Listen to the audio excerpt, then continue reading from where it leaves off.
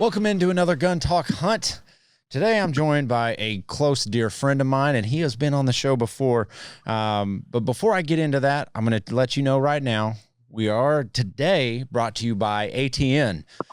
The future of optics. They've got thermals and night vision, all that cool stuff.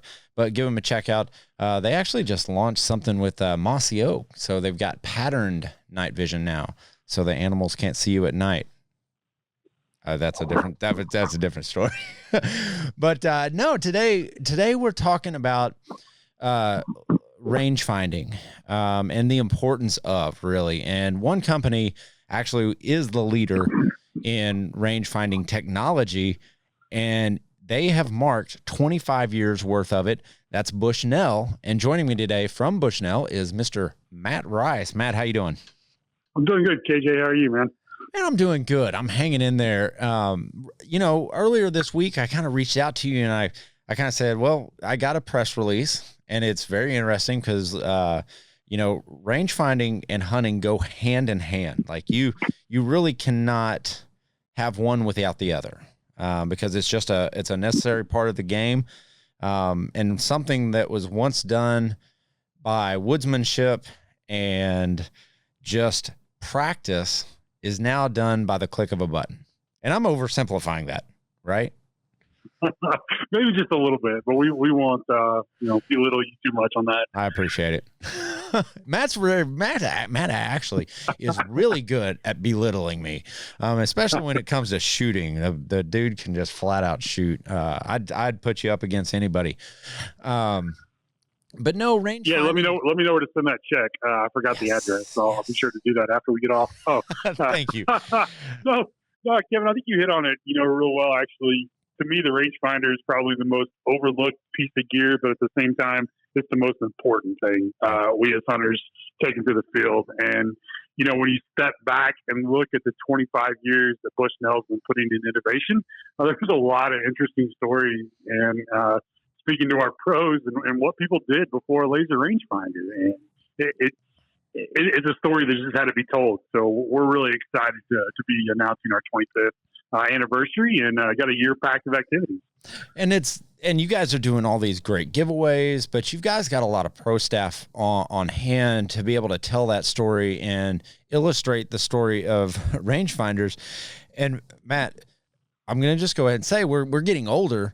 And I know I have experience with one of the first, innovations from Bushnell, rangefinders. And it was this kind of rectangle, piece of equipment that you kind of look at and go, well, I don't know really how much I would use that. I'm pretty good. But once you started using it, it was actually really accurate, like very, very accurate. Yeah, I mean, boy, they've come a long way, haven't they? I mean, for what looked like a block to now, ergonomic, Bluetooth, Wi-Fi, integrated ballistics. I mean, we've just gone the full gamut in that. But Bushnell's been at the first of a lot of that innovation along the way, and that's really what we wanted to help bring about and get people telling their stories and talking about what they did with before a laser rangefinder and how it's advanced hunting today.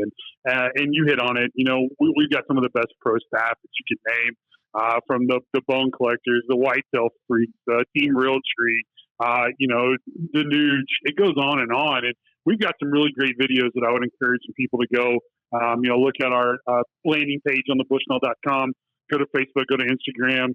But these guys, when they start telling some stories about what they did before, it just kind of leaves you just kind of mind-boggling. Like, how did we even harvest a deer right before rangefinders? And I guess listen to them, it took a lot of effort, a lot more effort than what we sometimes I think we put in today. Yeah, just because it is so simple. Well, and I mean, man, 25 years ago, I'll tell you exactly how I did it.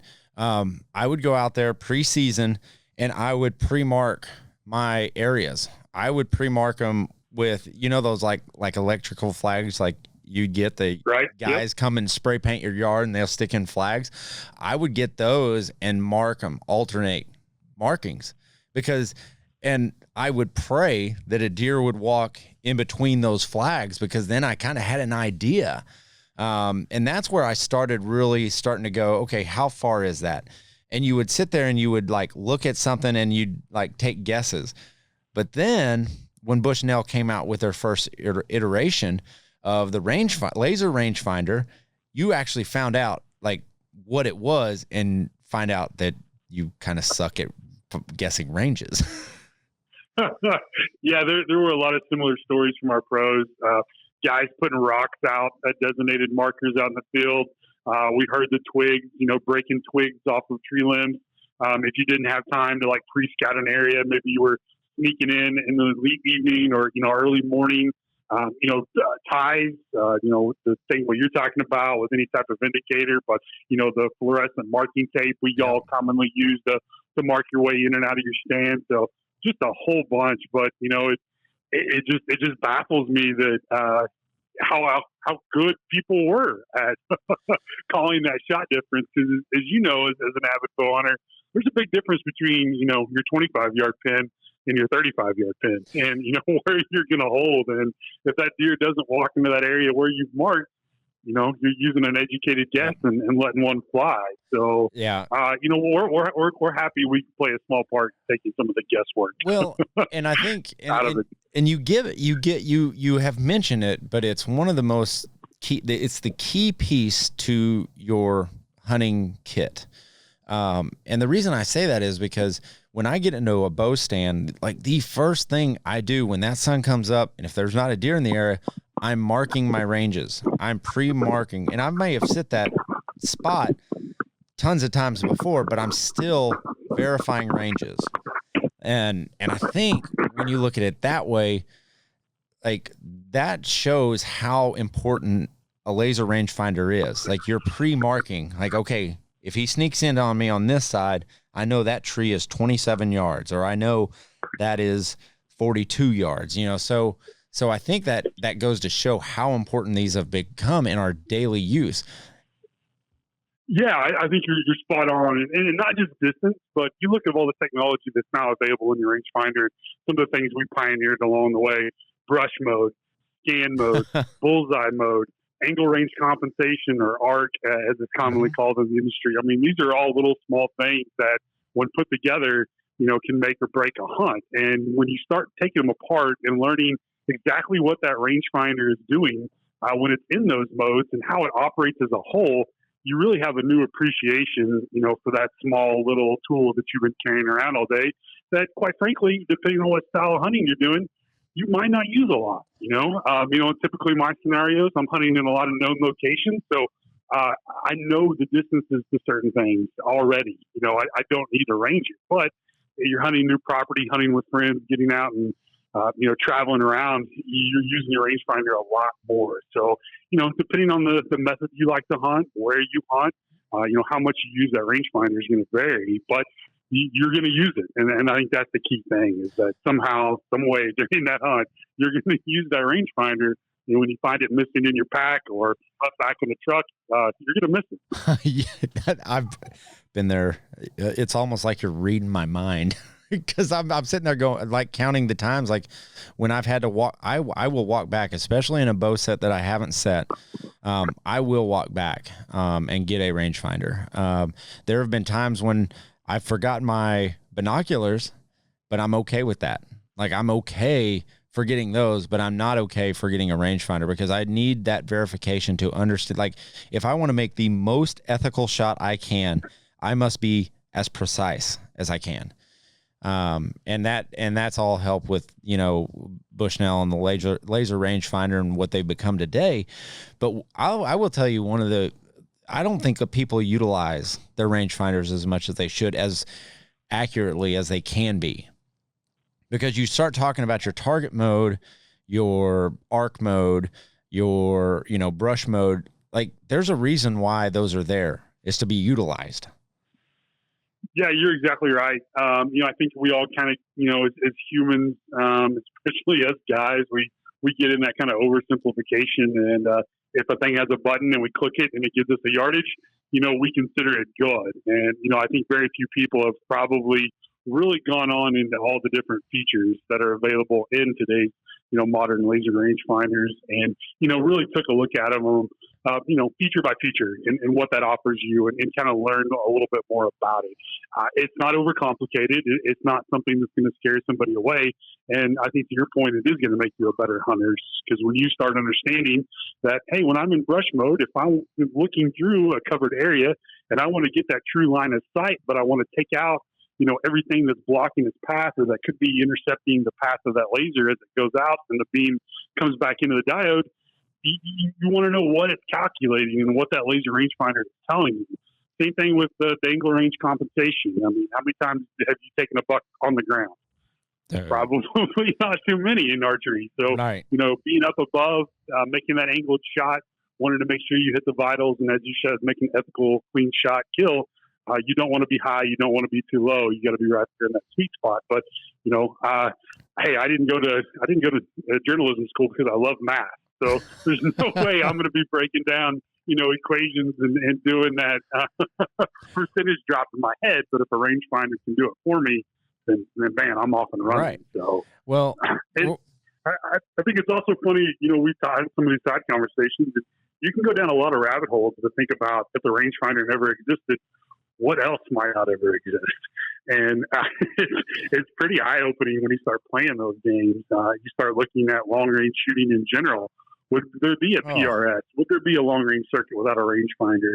Yeah, some of those, they're shooting at known distances, but some of those other matches, they're not. And then somebody's got to go set a target up.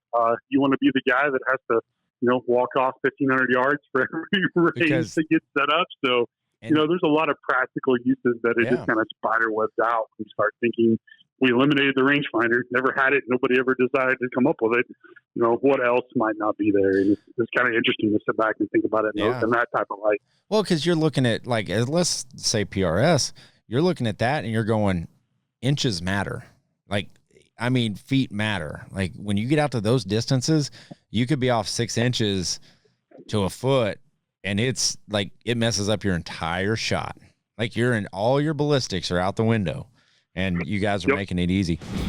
Gun Talk Hunt is also sponsored by Pyramid Air with 2 Y's, your number one resource for everything airgun, offering a wide variety of airgun and airsoft rifles, pistols, pellet guns, ammo, and accessories. Perfect for the backyard, range, or even your next hunt. Visit pyramidair.com and enter the code GunTalkHunt, all one word, for $10 off any $50 purchase, plus free shipping with any purchase $150 or more. Find your next hunting partner at pyramidair.com today. I'm going to switch, still talking about rangefinding, but I'm going to kind of switch over to more of kind of what you and I love to do together is coyote hunt. We love to coyote hunt. And one thing that you guys actually have incorporated is some rangefinding into binoculars. And I want to make a strong case that if you are out coyote hunting, a laser rangefinder in your binoculars is probably not always the right call. Because if a dog's coming in or something like that, sometimes they come in fast and they come in hot, and you just need a handheld. That's my case. Like, that's a prime example of one situation where I would always choose a handheld. Yeah, I'll go back and forth. It would be hard for me to eliminate one or the other, just to try to, condense the amount of stuff I was carrying. As you said, things happen so quickly. The less is usually more in those instances. To me, I love the 2-in-1. I got used to it. I love how quick it is. If I'm viewing something at a distance and I want to get a range on it, very nice.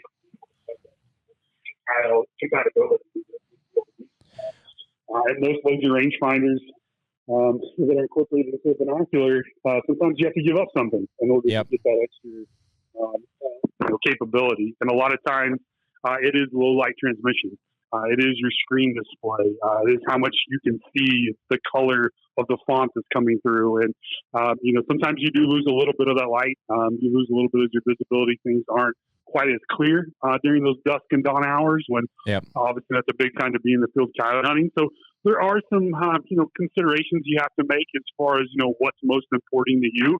and, what's going to make you a better hunter. I love them, but also, if I'm going to go lightweight and it's not an area where I'm going to be scanning much and I need a distance, then I'd probably just have a handheld. Yeah.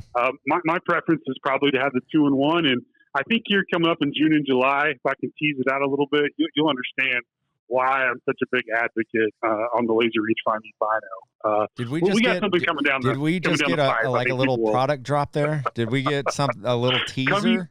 Coming soon. Yeah, I mean. Okay. I'm going to hold you to this, because I am not saying that I do not advocate for the 2-in-1.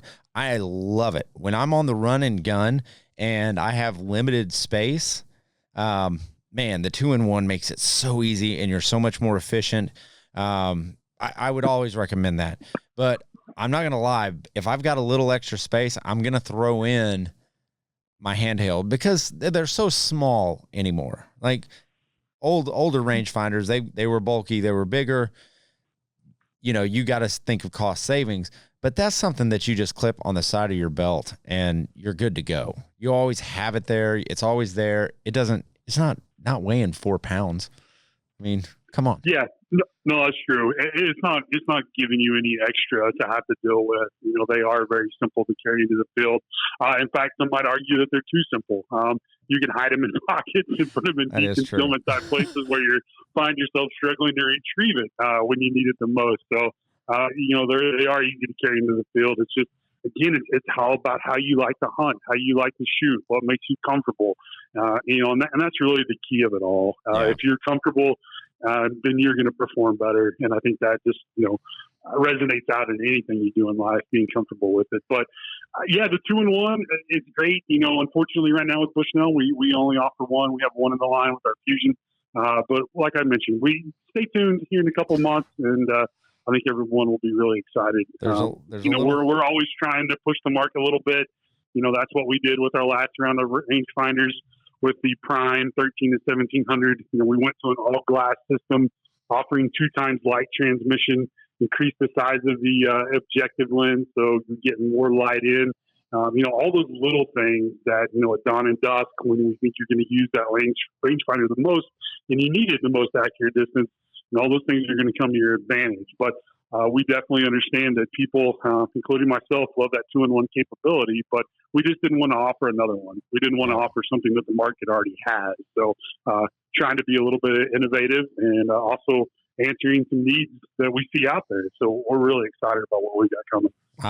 I'm excited to hear it. Okay, so I went onto the Bushnell.com, and they've got a pop-up that says, 25 years of laser rangefinding. And I'm going back and I'm kind of looking at, okay, which was the first rangefinder from Bushnell I owned? And I owned the first Yardage Pro Compact 800 in 2001. That was the first one. The second one I owned was, so longevity, like they last a long time. The second one that I own and I still have was in 2007. It was the Legend 1200 Arc. And I will tell you right now, if you find one of those cases, that is the best laser rangefinder case ever, because it's magnetized. And I know it's not a big deal, but it's a magnet. Like the cover that goes, the flap that goes over and snaps onto the case is magnet. I want you guys to bring that back out, something like that. It's a small request, but I still have that case. Like, and it actually houses the newest one, which I have, which I love, is the Prime 1700. And I just love that case so much. I couldn't. I'm sorry. No need to apologize. It's just one of those things where we all have our preferences, and cases have come a long way. The simple elastic band for a lot of people just doesn't get by, but in some cases it's all somebody needs. So we'll have to take a look at that. I can't make you any promises that I can bring you back that magnetic case, but I love I love magnets in the field. Like I'm a big proponent of magnets, especially something that you're accessing all the time. It's just super helpful. I'm gonna shift gears again, and we have to get to this story. And I think the rest of our time will probably be spent on this story. So Matt and I are hunting buddies way back Actually, I worked with Matt for several years, and one of our passions is hunting coyotes. And I want to take everybody back. Oh man, it had to have been 5 or 6 years ago. And I'm driving an old GMC, a 2000, I think it was a 2004 GMC. I've always been really good with maintenance. Like I've been all my upkeep and everything, but I had a slight like grinding sound up in the front end of the truck on the driver's side. And I didn't really pay much attention to it. It was very slight, not a big deal. So Matt and I go out hunting, and I noticed it kind of increasing in sound as we're driving 3.5 hours away from our hometown. Well, the morning comes of a coyote hunt. It's fairly cold. It's going to be a nice day. It's going to be a great day for killing coyotes because we were unable to get out. But I'll let you start from there, Matt. As we're heading out, so we're leaving the cabin. Well, first off, I think a little bit of a backstory on the backstory needs to be told. And one, if anybody knows Kevin, he doesn't drive anywhere slow. Usually he's multitasking. So, he's talking on the phone, he's turning the radio. He's ranging stuff out the window while he's looking in the back seat to make sure, he didn't forget something. So yeah, sometimes he's not really focused on driving. Let's just put it that way. So maybe it was louder than I anticipated. So, yeah, I think that was kind of a telltale sign, at least for me, that, in this particular morning, on this particular day, it just wasn't just, KJ trying to deliberately hit every, pothole on a dirt road or drive off into the dark, into the ditch. Yes. There might have been actually something wrong with the truck. So, let's just, let's clear the air there. So that's fair. That's fair. As we're driving, couldn't help but notice that lovely smell of burning rubber. And again, knowing KJ, that could have just been him being heavy on the gas that morning. Yeah. Was a little bit of moisture, trying to burn out a little bit. Coyotes love this. Yeah, we were running a little bit behind that morning. Yeah, coyotes love the smell of that burnt rubber on asphalt right before you hit the dirt road. So, it's a good odor for them. Yeah. And so I'm driving the truck, and I'm like, man, it's getting hard to keep on the road. I'm like, man, like I'm having two hands on the left-hand side of the wheel. I think something's wrong. But yeah, it was very wrong. But I will tell you right now, there were coyotes to be had that morning, and I'm not going to miss a good coyote hunt. And this is the second time that I've had a major issue with the truck, and I just said, screw it, we're going to keep going. Well, I think that's just the problem. We didn't go very far. No, because once the problem became a little bit more evident, and you realized it became the vehicle, it became the visual. Burner rubber was filling up the cab. You finally did the right thing, and we pulled over to the side. Well, and I think that's where things got really interesting. Well, it became visual because not only could we smell this odor, I also looked out at my very, very dark tinted windows and said, it looks like a spark. There's sparks coming up there. I mean, up on the side of my window, I'm seeing sparks. I'm like, is that field on fire? So that's when I pulled over and said, Matt, get out of the truck. So I get out of the truck, and I'm starting to yell at Matt, get out of I said some choice words. Get out of the truck now. And you're like, what's going on? He goes, I'm like, the tire is physically on fire. It is engulfed in a ball, like a giant flame. And I don't have water in the truck. I don't have a fire extinguisher in the truck. I believe 0 things to get rid of this fire. And we're out in the middle of nowhere. Yeah, out in the middle of nowhere, exiting the vehicle in a hurry because you smell burning rubber, only to walk out to find your front left tire is kind of fully engulfed in flames is definitely a way to to start a memorable hunt. But what I remember most is not only the fact where we well underprepared in terms of the fire extinguisher, but was the lack of beverages, water. There were no canteens anywhere. And then the other thing that surprised me is how many things we learned were flammable, which we tried to use to help put out the fire. That was kind of an eye-opening experience for me. I know that probably wasn't a whole lot of fun to you at those moments as we're taking different odds and ends and seeing into the whole help tamper the flames only to see them, ignite again. But looking back now, it was, and even then, it was kind of funny. It was shocking. So my first reaction was to tell Matt to pee on the fire. Since we had nothing there, I said, Matt, you got to pee on the fire. Put it out because I ain't got any water. So he runs. Matt, being the good gentleman that he is, yes, I'll extinguish this fire for you. Nothing. Yeah, my tank was running a little low too, though. It's early morning. Hadn't had it fully hydrated. Maybe a couple beers in the evening before the run, so I wasn't quite, at full capacity. Let's just say on my personal tank. So I was little to no help in exterminating, putting out the fire in more traditional manner. It was a very quick, you had to perform on the spot, and I don't blame you for not being able to. The second thing we reached for was I had like half a can of Red Bull. Red Bull, yep. That was flammable.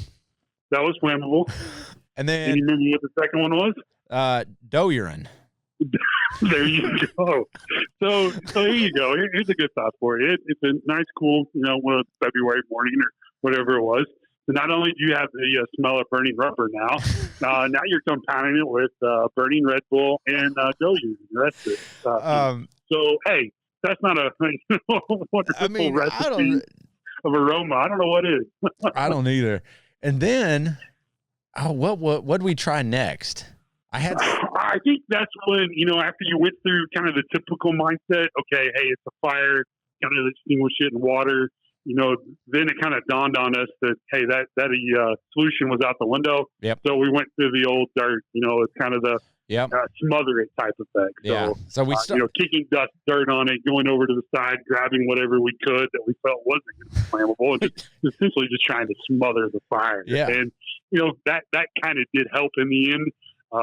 Obviously, there wasn't too much to burn around the wheel well, but I do think that helped. Well, and we got more than the other two things. It was to the point where I was debating pulling stuff out of the truck. Like, okay, the truck's gonna burn down. We're good with that. Let's just get all of our stuff out.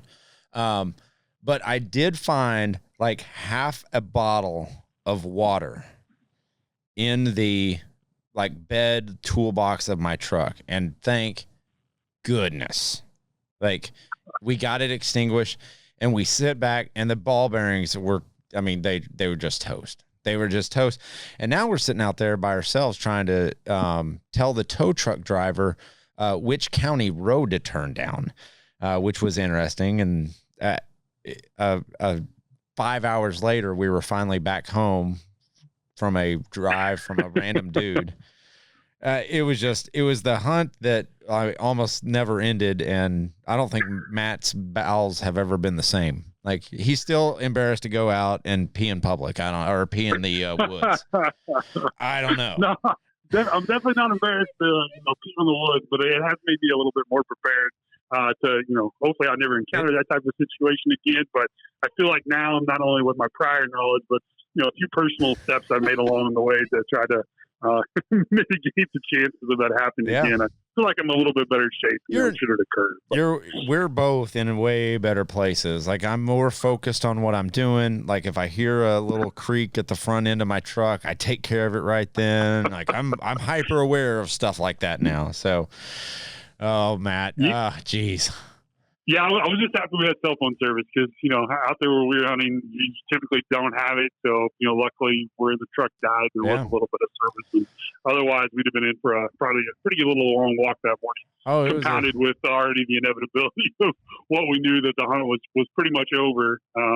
So now, like you said, it's just kind of get your gear and try to make the best of it. It was done after that, but well, Matt, tell them a little bit more. We're going to wrap this up. Tell us a little bit more about where we can go learn about Bushnell laser rangefinders and I know. Yeah, no, go on our website, bushnell.com. There on the homepage, you're going to find kind of a click through there.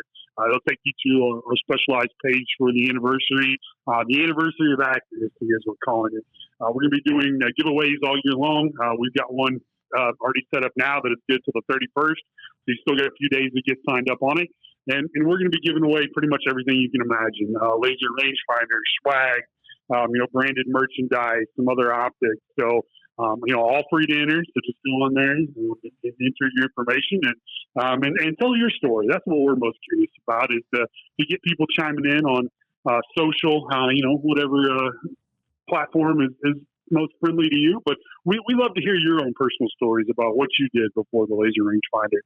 And what's your oldest laser rangefinder? If you've got a photo or got one of those classics laying around in some workbench, or maybe you're still using it. I was out pheasant hunting earlier this year with a gentleman. He had a laser rangefinder. It just happened to be a Bushnell, and it was at least 20 years old from what we could tell. And he was still using it. Yeah, the lens wasn't as clear as the one I was using, but I made him a good deal, and I kept his old one, and he walked away with a new one. So, we'd love for you guys to tell your stories, tell us what you did, and just kind of kick back and celebrate 25 years of laser rangefinder and check out some really awesome Bushnell products while you're at it. Heck yeah, man. Advancements in laser rangefinders help us all be more ethical hunters and just better all around people. That's all there is to it. But anyway, guys, thank you so much for joining in Gun Talk Hunt. If you guys have any questions, always hit us up, info@guntalk.com. But we'd love to hear from you. Always be safe and keep those firearms pointed in a safe direction, please.